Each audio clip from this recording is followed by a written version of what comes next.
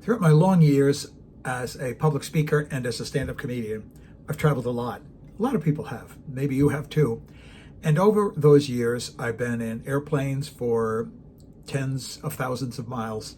And I have to admit that even at my age, it's a little embarrassing to admit, I've never been a comfortable flyer. I've always been a little bit nervous as a flyer. A little bit of turbulence, and I question, what's going on. And I fear the worst. And I was reminded of the work of the psychologist and scholar Julian Rotter. That's a name for you, huh?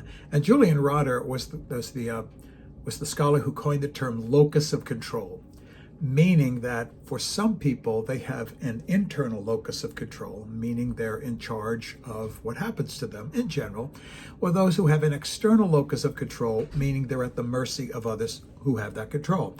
When you think about this writ large, you think about countries or circumstances where people are just kind of helpless and at the mercy of those in charge.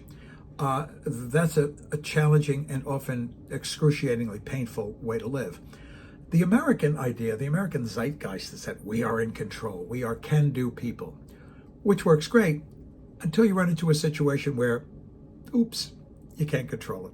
And that's the mental health challenge, I think, fundamentally.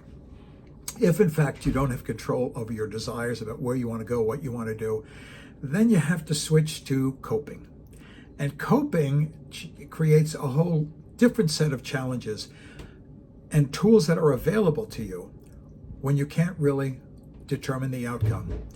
I guess the better way to say it maybe in terms of coping is to find a way to be resilient, to take charge of what you can take charge of, what you can control, and move forward.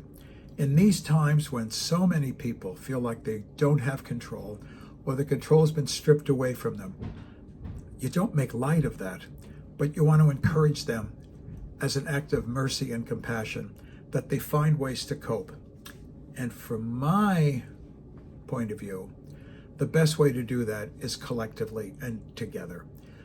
The social isolation that has been nagging and had a ruinous effect on American society has a triage, and the triage is connection with each other, compassion. It's one of the reasons I kind of went back to my Christian faith as an organization. I know all of the critiques, and I've heard every single critique of religion there is. I don't disagree with that, but I think there's a lost opportunity for people that once or twice in a week, you get to be around people with whom you feel safe. And I have to tell you, as a therapist who works in the area of trauma, feeling safe is it. So find ways to feel safe, whether it's in a faith community or your recovery group or your family or some other collective. That is going to be the medicine that will enable you to cope with what you can't control. And ironically, in that group, you'll find new ways to feel a sense of control. I hope that helps.